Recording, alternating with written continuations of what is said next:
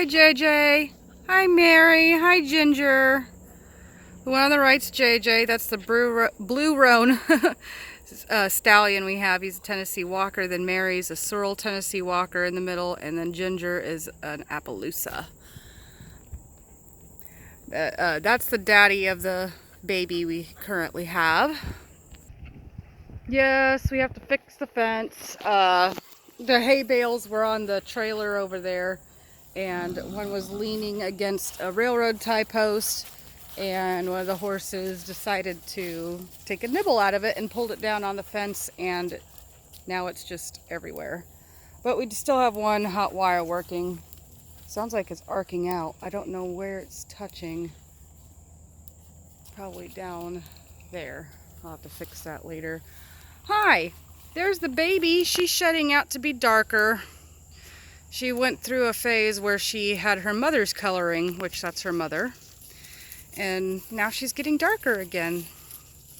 So she's supposed to be Blue Roan, like her daddy. I like how you got your tail on your baby pony. Hi, Minnie. Misty! Misty is a Rocky Mountain Saddle Horse Tennessee Walker Cross. Isn't she pretty? Hi, Misty. What do you want, Mini Man? Sometimes he likes to come up and get lovin's. Let's see if the baby is not going to be scared today. Sometimes she's scared, sometimes she's not. It's a hit and miss with her. Put this water over to the bigger one first. Hi, Misty. Hi, honey. Hi. Yeah, she's not going to be scared today. Oh, and she loves scratches. Oh, yes. Look at that face. Oh, when I scratch her. Oh, yes. That's amazing stuff. Yeah. Well, she likes that. Don't you, baby? You sweet little girl, aren't you? And you're cute. Yeah, you're cute. I like your blonde ear hairs. Those are cute. Just like you. You see, her coloring's still not all the way shedded out yet.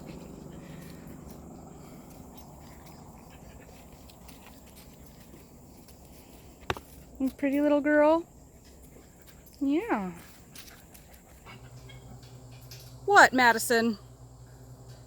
Trying to open the gate. Anyway, about the garden update. Finally. This squash died.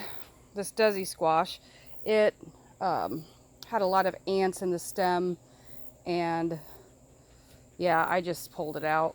I got Detroit dark red beets growing there. And then these tomatoes I pulled out, which I believe were the Paul Robesons. But I got bull's blood beets planted there, and it looks like the Rutgers are starting to look really, really sad. So I might top those before long. And yeah, I topped basically all these on this side. Oh, that's just a stink bug. It's not a squash bug. Good. What are you telling?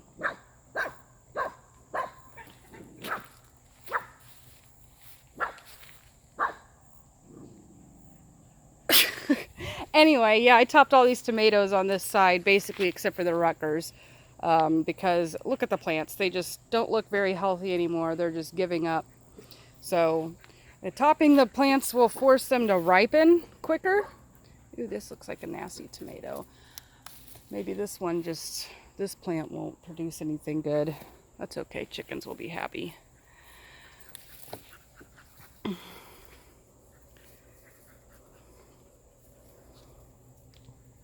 It's still pretty moist down there. I don't know. Not sure what's going on. Probably just the plant health. It's not doing anything great. Anyway, like I was saying, I don't know if I already said it, so I'll just say it again. Topping your indeterminate plants, or You could probably even do it to determinist. We'll force the tomatoes to ripen. Ooh, there's a caterpillar. Let's give him to the chickens.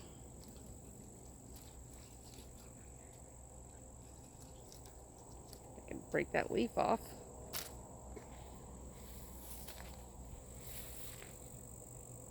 I don't think they saw it. They're too worried about the tomatoes. It forces the tomatoes to ripen quicker. So that's why I did that, so I could get these ripened, pulled off, and plant other things here, because I want to keep growing since I have a small garden. I gotta produce as much as I can. I'm not gonna worry about the cherry tomatoes, although I am gonna eat one. I'll just pull them out when they're completely done, but obviously they're still producing. Yummy. So in this bed, I planted Bloomsdale, Bloomsdale long-standing spinach and Monstro de Viroflay spinach.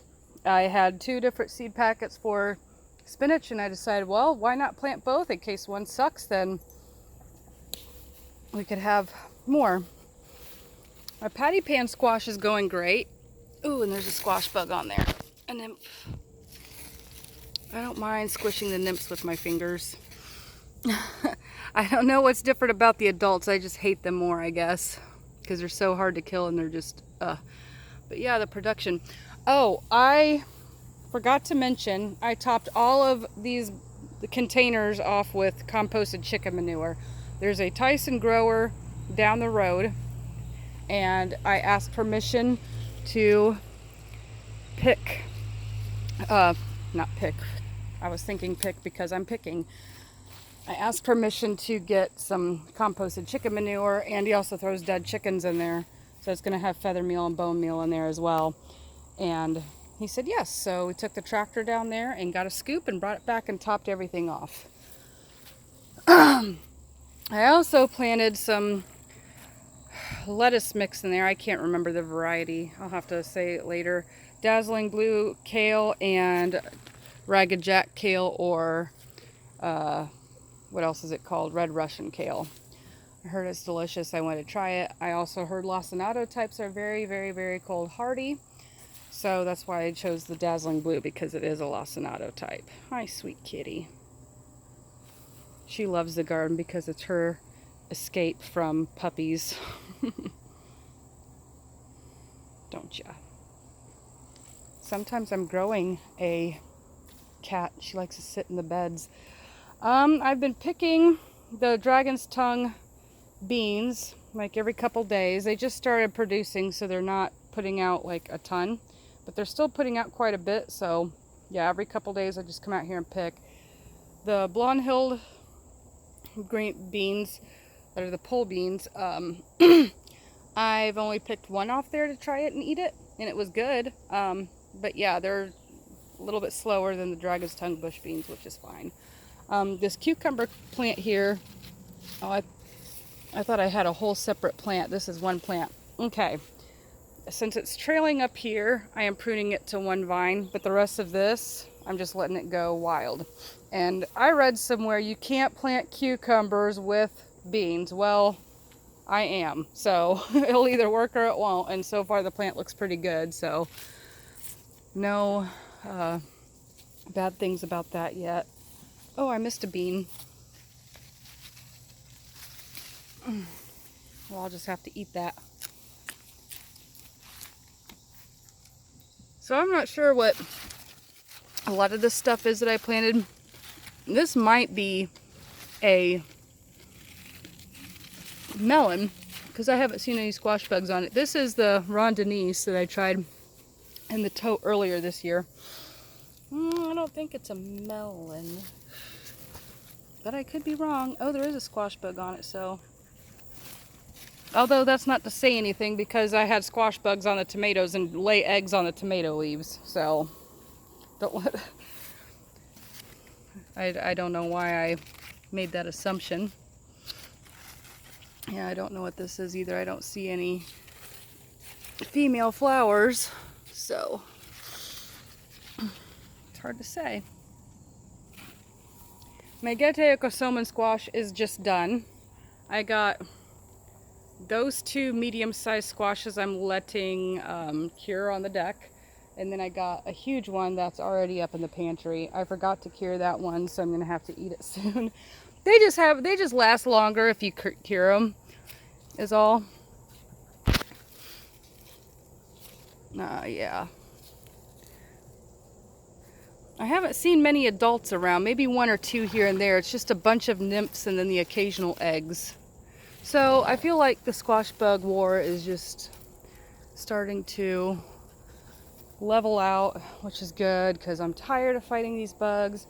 And I think next year I'm going to go ahead and plant a majority of my winter squash in early July and my summer squash probably in August, just because of the squash bug issue. I'm going to try that, see if it helps out any difference. Obviously, it's almost September and I still have squash bugs, but we'll see if the makes any difference. I'm not going to say I'm not going to try to plant some squash earlier on because we like squash.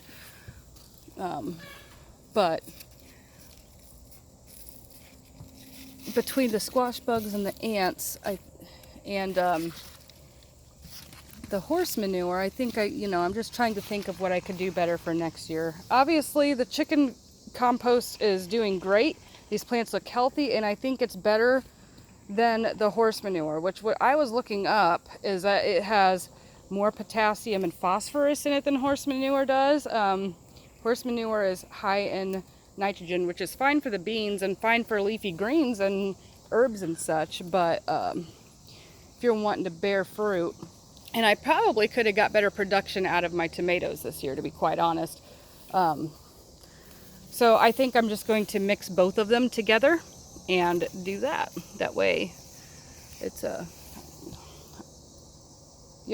try the best I can. I don't know what bug is eating up this okra, but it's still growing. Caterpillars. I think that one's dead though. Huh. I don't see caterpillars everywhere either. Oh, there's one. Squished them.